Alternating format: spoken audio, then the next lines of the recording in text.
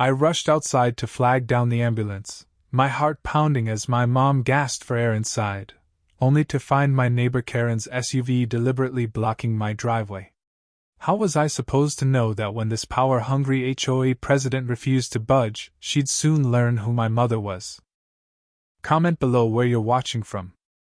Life in Willow Grove Estates was supposed to be peaceful, but Karen Thompson, the most feared HOA president in the county, turned it into a battlefield.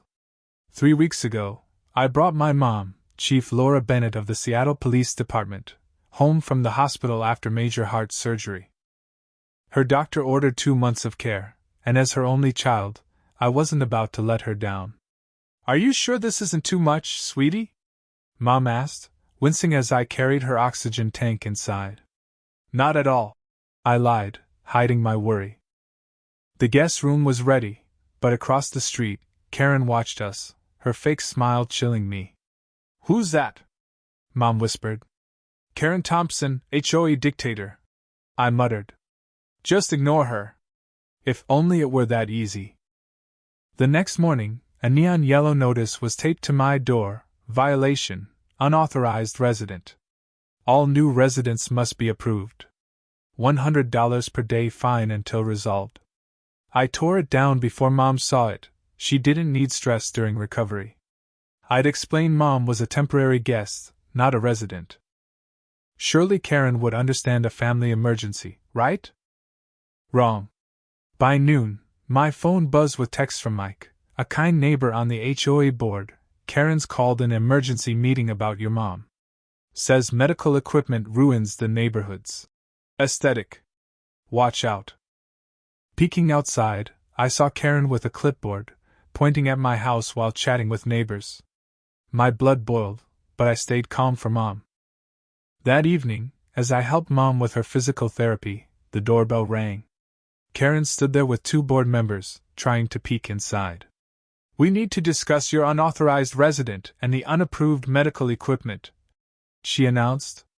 I stepped outside, closing the door. "My mother's recovering from surgery. She's a guest, not a resident." Karen's eyes narrowed. "Bylaws state that stays over 14 days are considered residency. Section 8, Paragraph 3 bans visible medical devices." "She's my mother!" I snapped. "Rules are rules," Karen smirked. "The board will inspect and interview your guest." I lost it. "Not. She's resting. You're not disturbing her." Karen handed me another notice: 48 hours to remove unauthorized resident and equipment, or fines begin. After they left, Mike texted, "Karen's photographing your mom's equipment deliveries. She's building a case." I didn't tell Mom. She'd always been the fixer, not the problem. But that night, her breathing seemed off. The surgery had weakened her lungs, and her meds had side effects. At 3 a.m., I woke to her gasping, her oxygen monitor beeping wildly. Her levels were dangerously low. "Hang on, Mom!" I called 911, giving our address as her eyes widened in fear. Outside, I heard a car door slam. Through the window, I saw Karen's SUV blocking my driveway. Had she seen my lights and decided to make a point? As Mom's breathing worsened, ambulance headlights appeared, but Karen's SUV stopped them cold. The sirens grew louder, and I ran out, flipping on every light. The ambulance slowed, its driver confused by the blocked driveway. "Over here!" I shouted, waving frantically. "My mom's inside, but you'll have to park there and bring the stretcher." The paramedics grabbed their gear. "Why can't we pull in?" one asked. "Someone's blocking my driveway." I sprinted to Karen's house, pounding on her door. "Karen, move your car now!" "It's an emergency." After an eternity, her porch light flicked on. Karen appeared in a robe, curlers in her hair, a face mask half peeled. "It's 9:42 p.m. she hissed. "HOA quiet hours started at 9. This goes in my report." I pointed to the ambulance. "My mom can't breathe." "Move your car." Karen crossed her arms. "This area's for residents only." No commercial vehicles without a 48-hour notice. Bylaws, Section 12, Paragraph 8. I couldn't believe it. That's an ambulance. She might be dying. Should have followed the rules. Karen smirked. Actions have consequences. The paramedics were hauling their stretcher through a neighbor's yard, losing time. You're breaking the law, I yelled, shaking. Karen laughed. I'm the HOA president. I know my rights. Her husband, Greg, appeared. What's going on? When he saw the ambulance, he said, Karen, that's an ambulance. Give me the keys. Don't you dare, she snapped. They've violated 3 regulations. I ran back to Mom, where paramedics were fitting an oxygen mask. Her lips were blue. BP's 170-100, pulse ox 82. One called. We need to transport now. Driveway's blocked, his partner said. We'll carry her. As they navigated the steps, Karen followed, clipboard in hand. This transport wasn't approved, she declared. And your garden statue violates lawn ornament guidelines. A paramedic glared. Lady, someone's life is at stake. Rules are rules, Karen insisted, stepping in their path. I need ID before you remove a resident. Mom's eyes fluttered open. Despite her state, she reached for her purse. Show them, she whispered, pointing to her wallet. Confused, I pulled out her ID wallet and froze. Beside her driver's license was her gold police badge. Karen was still blocking the stretcher, scribbling notes. I stepped forward. Karen, meet my mother, Chief Laura Bennett, Seattle Police Department. I held up the badge, catching the ambulance's light. The paramedic's eyes widened. Chief Bennett? One said. Mom nodded weakly. Karen's mouth dropped open. Why didn't you say something? A paramedic asked me. I shouldn't have to announce my mom's job for her to get care. I shouted. The paramedic radioed. Dispatch, we're transporting Chief Bennett to Seattle General. Request police escort. Karen froze, her face paling. Obstructing emergency services was bad enough. Doing it to the police chief was catastrophic. As I climbed into the ambulance, I saw Karen's terrified expression through the closing doors. Sirens blared as we sped off, Mom's hand in mine. Blue lights flashed ahead, our police escort. Did you see her face? Mom whispered through her mask. When she realized who I am? I nodded, stunned she could joke. Rest, Mom. She shook her head. 27 years enforcing the law, never thought I'd fight for my care. At the hospital, a trauma team and the director waited. News vans were already there. Mom was wheeled away, squeezing my hand. Don't let Karen hurt anyone else, she whispered. The waiting room was endless. At 5 a.m., the doctor said Mom was stable. Relief hit me like a wave. Mom, in her hospital bed, was sharp as ever. Did they arrest her? She asked. I don't know, I've been here. Call Officer Daniels, she insisted.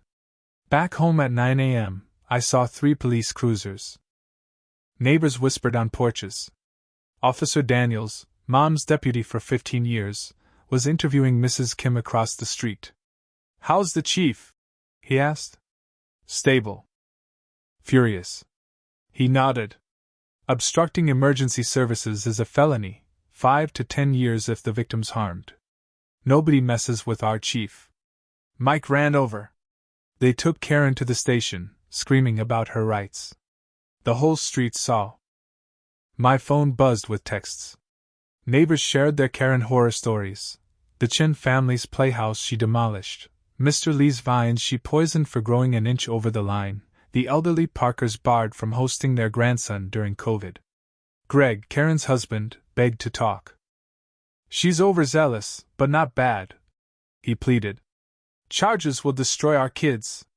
He showed me Karen's video from that night, her smug voice saying, should have followed the rules, as sirens wailed. This is evidence against her, I said. He slumped. She thought she was right. Then the HOA's lawyer, James Carter, arrived, offering to waive fines and apologize. My phone rang. Mom wanted her laptop. I turned to Carter. Obstruction cases involving officials can go federal. His face paled. We'll name a protocol after your mom and apologize publicly, he stammered. At the HOA meeting, Mom, in her uniform, gripped my arm. The room was packed. Karen sat, disheveled, avoiding eyes. The board president, Tim Harris, admitted most members were unaware of Karen's actions. I recounted the ambulance ordeal. Mrs. Kim stood. I saw Karen watch them struggle with that stretcher. The crowd erupted. Karen snapped. They violated occupancy rules for months. Mom stood, silencing the room. I'm Chief Laura Bennett. I nearly died because someone valued HOA rules over my life. While I fought to breathe, Mrs. Thompson wrote a violation notice. The room gasped. Would my life matter less if I weren't chief? Applause exploded. Resign! Someone shouted. Officer Daniels stepped in. Blocking emergency services is a felony. We have evidence for charges. Karen paled. Greg pleaded. She made a mistake. Mom pulled out a folder. I want change, not vengeance. These are safety protocols. No harassing residents with medical needs, no blocking emergency vehicles, and no fines for equipment. I won't press charges if these are adopted and Mrs. Thompson resigns. The board voted unanimously. Karen stormed out, muttering about lawyers. Mike revealed Karen's selective enforcement, targeting opponents with fines. The board promised to review all fines. 2 weeks later, the Bennett Safety Initiative launched. Karen's house was sold. The HOA refunded medical fines. Neighbors rallied around us. Mrs. Kim brought soup, the Chens mowed my lawn. Mom recovered and returned home, but visited often. I joined the HOA board, ensuring no family would suffer like we did. Driving past Karen's old house, now home to a kind family, I realized her cruelty united our community. Real power came from neighbors caring, not rules. What do you think? Was Mom too lenient with Karen, or was her solution just? Share your thoughts below. And tell us, have you faced an HOA nightmare, or seen rules trump humanity? Your comments could spark change, so let's hear your take.